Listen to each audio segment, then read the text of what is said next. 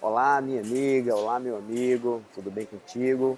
O motivo pelo qual estou fazendo esse vídeo é para responder uma dúvida bem frequente que é sobre densidade nutricional. E olha só, se você realmente entender esse conceito do que é densidade nutricional e você viver a sua vida, você escolher os seus alimentos baseado nesse entendimento, pode ter certeza que você vai conseguir não só emagrecer de forma eficiente, mas você vai conseguir ter muito mais saúde.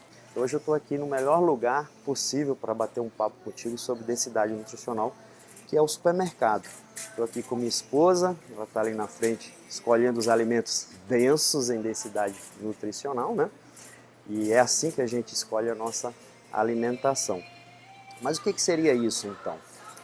A densidade nutricional se baseia na ideia de que os alimentos podem ser divididos baseados na quantidade de nutrientes que eles têm por porção. Por exemplo, vamos imaginar aqui que vamos pegar 100 gramas de um biscoitinho, uma bolachinha recheada, por exemplo. E a gente vai comparar com 100 gramas de espinafre, por exemplo. Qual alimento você acha que é mais denso do ponto de vista nutricional? Né? Claro que é o espinafre, porque essa bolachinha recheada ela é muito rica em calorias, porém muito pobre em nutrientes. Já o espinafre, que utilizamos aqui como exemplo, ele vai ter em 100 gramas porção, pouca caloria e vai ter muita quantidade de nutrientes, micronutrientes nesse caso aí, né?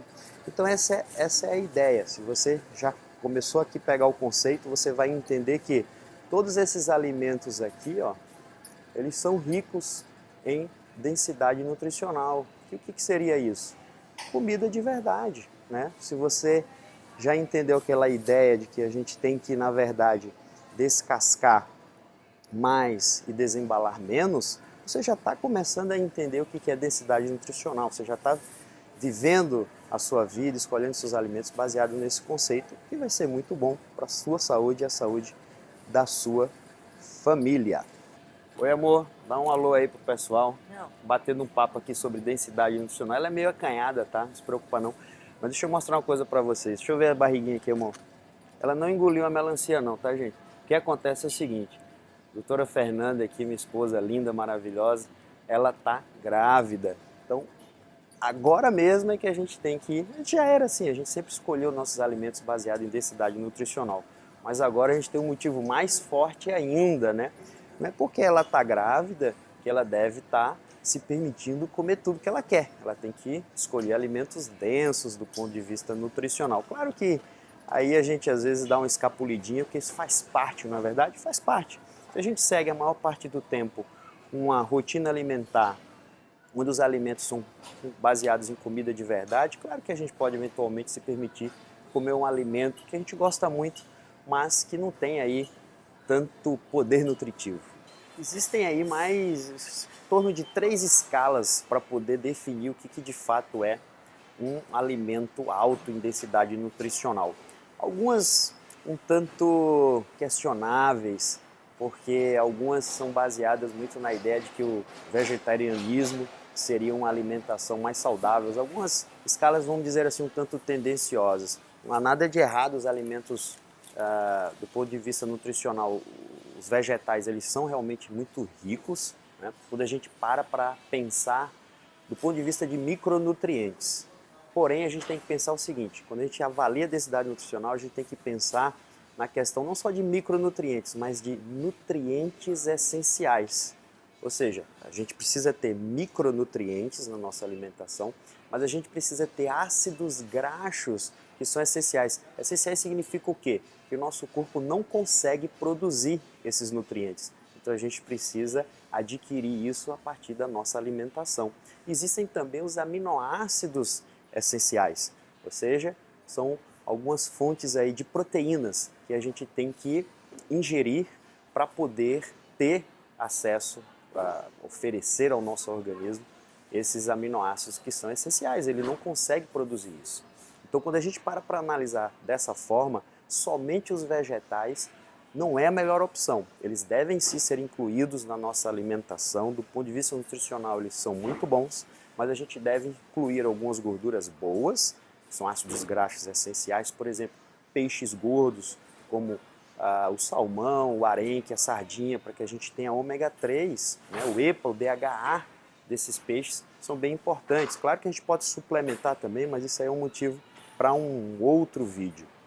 E do ponto de vista de aminoácidos essenciais, nada bate a proteína animal. Então, por exemplo, você comer um bife, você comer uma carne vermelha, você comer um frango, enfim, qualquer proteína animal, carne de porco, de ovelha, vai te oferecer todos esses aminoácidos essenciais. Você pode adquirir esses aminoácidos a partir dos vegetais também, mas aí você tem que fazer algumas combinações. Então, do ponto de vista do valor biológico, que o corpo aproveita realmente, a proteína animal tende a ter um valor biológico melhor. Não significa que você não possa adquirir todos esses aminoácidos também a partir dos vegetais. Mas agora a gente começa a entender como que a gente deve fazer uma combinação de alimentos para que a gente tenha todos os nutrientes que são essenciais para a nossa alimentação. Aqui a gente tem, acabei de ver aqui, a gente tem o ovo, por exemplo, né? O ovo é um alimento excelente do ponto de vista nutricional.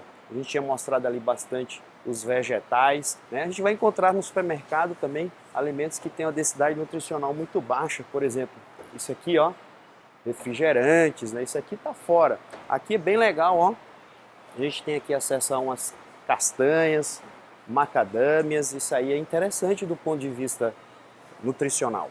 Piores alimentos que você pode escolher do ponto de vista nutricional são os açúcares, então a gente mostrou ali, por exemplo, os refrigerantes, né?